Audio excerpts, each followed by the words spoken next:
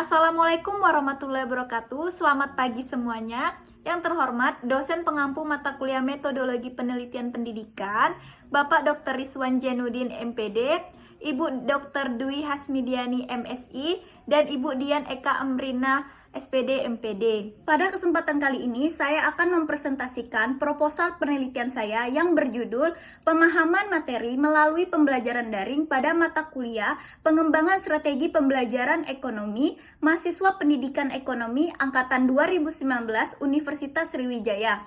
Sebelum itu, izinkan saya memperkenalkan diri terlebih dahulu. Perkenalkan, nama saya Arlina Putri, NIM 06131381924055 dari Prodi S1 Pendidikan Ekonomi. Adapun pokok bahasan dalam presentasi hari ini, yang pertama pendahuluan, yang kedua tinjauan pustaka, dan yang ketiga metode penelitian. Langsung saja bagian pertama, pendahuluan. Peneliti dalam menuliskan proposal ini dilatar belakangi oleh berbagai masalah, yaitu saat ini Indonesia sedang menghadapi pandemi COVID-19, di mana pandemi COVID-19 ini memberikan dampak di segala aspek kehidupan, termasuk bidang pendidikan. Pada tanggal 24 Maret 2020, Menteri Pendidikan dan Kebudayaan Republik Indonesia mengeluarkan surat edaran nomor 4 tahun 2020 tentang kebijakan pendidikan di masa darurat penyebaran COVID-19, di mana fenomena COVID-19 di era revolusi industri 4.0 mengharuskan segala proses pembelajaran dilakukan secara daring dengan memanfaatkan berbagai platform yang tersedia.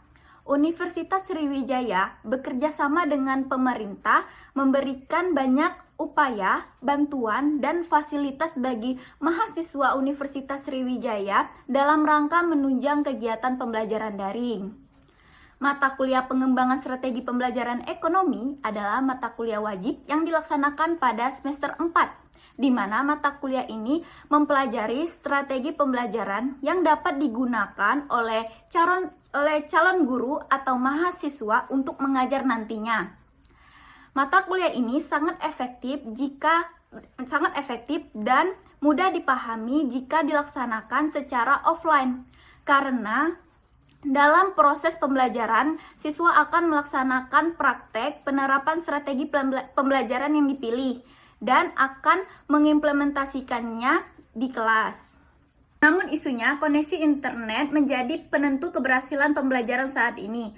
Koneksi internet yang terganggu saat pembelajaran berlangsung akan menjadi penghambat proses interaksi antara mahasiswa dan dosen. Kemudian, kendala pembelajaran daring terhadap mata kuliah pengembangan strategi pembelajaran ekonomi, yaitu keaktifan dari individu menjadi terbatas, dan mahasiswa merasa kesulitan dalam melakukan kegiatan pembelajaran mandiri seperti referensi belajar dan kesulitan memahami materi. Berdasarkan latar belakang yang dijelaskan tadi, maka rumusan masalah dalam penelitian ini ialah bagaimana tingkat pemahaman materi melalui pembelajaran daring pada mata kuliah pengembangan strategi pembelajaran ekonomi mahasiswa pendidikan ekonomi angkatan 2019 Universitas Sriwijaya. Tujuan penelitiannya untuk mengetahui dan mengukur tingkat pemahaman materi melalui pembelajaran daring pada mata kuliah pengembangan strategi pembelajaran ekonomi angkatan 2019 Universitas Sriwijaya. Selanjutnya, manfaat hasil penelitian. Manfaat hasil penelitian di sini ada dua, yaitu manfaat teoritis dan manfaat praktis, di mana pada manfaat teoritis, hasil penelitian ini diharapkan dapat menjadi sumber referensi atau literatur bagi peneliti selanjutnya, khususnya yang berkaitan dengan pembelajaran daring terhadap tingkat pemahaman materi pembelajaran. Yang kedua, manfaat praktis, di mana penelitian ini diharapkan memberikan gambaran tentang tingkat pemahaman materi dalam pembelajaran daring. Selanjutnya, bab 2, tinjauan pustaka, yaitu yang pertama kerangka teori. Kerangka teori di sini dibagi menjadi 4. Yang pertama, pemahaman. Pemahaman adalah suatu proses memahami arti atau makna tertentu, tidak hanya hafal saja, tetapi juga dapat mengingat serta mengungkapkan konsep dari situasi fakta-fakta yang diketahui. Yang kedua, belajar dan pembelajaran. Belajar adalah proses memperoleh ilmu, di mana belajar merupakan kegiatan yang menghasilkan adanya perubahan dari yang tidak tahu menjadi tahu, dari yang tidak mampu menjadi mampu. Pembelajaran merupakan proses yang kompleks dengan menghadirkan kegiatan belajar yang dilaksanakan oleh mahasiswa dan dosen atau guru dan siswa. Belajar dan pembelajaran merupakan dua kegiatan yang beriringan dan saling terkoneksi satu dengan yang lainnya. Yang ketiga, pembelajaran daring. Pembelajaran daring merupakan pembelajaran yang dilakukan tanpa melakukan tatap muka secara langsung, tetapi melalui platform yang tersedia seperti e-learning, Zoom, Google Classroom, dan sebagainya. Dan segala bentuk materi pelajaran diberikan secara online. Dan yang keempat, strategi pembelajaran.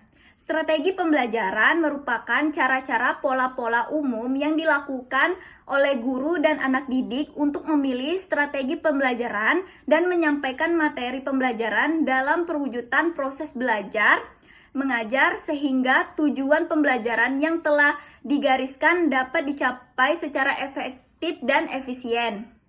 Selanjutnya, penelitian relevan yang berkaitan dengan penelitian ini ialah yang pertama dari Liza Zalila, QA, dan kawan-kawan tahun 2020, yaitu mahasiswa merasa kuliah secara tatap muka seperti biasanya dianggap lebih optimal dan penyampaian materi yang diberikan dosen jauh lebih dapat diterima daripada perkuliahan secara daring yang memiliki beberapa kendala dan hambatan bagi beberapa mahasiswa. Yang kedua dari Betty Kusumaningrum dan Zainur Wijayanto, tahun 2020, perkuliahan daring sering terkendala jaringan internet yang sulit dijangkau.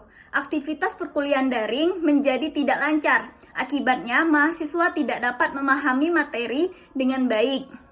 Yang ketiga dari Mila Yatimatul Isnaini dan Wildan Hermansyah, tahun 2020, pembelajaran daring membuat mahasiswa kesulitan dalam memahami materi mata kuliah biokimia.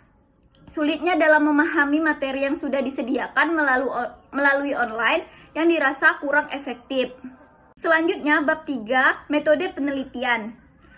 Yang pertama ada pendekatan dan jenis penelitian. Di sini saya menggunakan pendekatan kuantitatif dan jenis penelitiannya deskriptif, di mana variabel penelitiannya saya menggunakan variabel tunggal yaitu pemahaman materi. Untuk definisi operasional variabelnya ialah pemahaman materi yang dimaksud tidak hanya hafal secara verbalitas saja, tetapi memahami konsep dari masalah atau fakta yang ditanyakan. Artinya, mahasiswa tidak hanya tahu saja tentang materi pengembangan strategi pembelajaran ekonomi, tetapi mahasiswa harus memahami konsep, juga mempunyai kemampuan untuk mengungkapkan makna dari sesuatu yang dipelajari, yaitu materi tentang pengembangan strategi pembelajaran ekonomi. Ada populasi dan sampel. Populasi dalam penelitian ini ialah mahasiswa pendidikan ekonomi angkatan 2019 Universitas Sriwijaya. Dan untuk menentukan jumlah sampel yang digunakan dalam penelitian ini, digunakan teknik simple random sampling. Rumus yang digunakan adalah rumus Lovin dan didapat sampel sebanyak 57 mahasiswa. Kemudian untuk teknik pengumpulan data menggunakan teknik angket dengan skala pengukuran skala Likert 5 poin dan akan dilakukan uji validitas ahli, uji validitas angket menggunakan rumus produk moment, dan uji reliabilitas angket menggunakan rumus Alpha-Kornberg. Untuk yang terakhir, teknik analisis data. Dalam penelitian ini, teknik analisis datanya yang pertama mencari mean, median, modus, dan standar deviasi. Kemudian yang kedua menentukan skor ideal, dan yang ketiga menggunakan rumus presentasi skor angket. Baiklah, hanya itu saja yang bisa saya paparkan untuk presentasi kali ini. Mohon maaf jika ada salah kata. Akhir kata saya ucapkan terima kasih. Wassalamualaikum warahmatullahi wabarakatuh.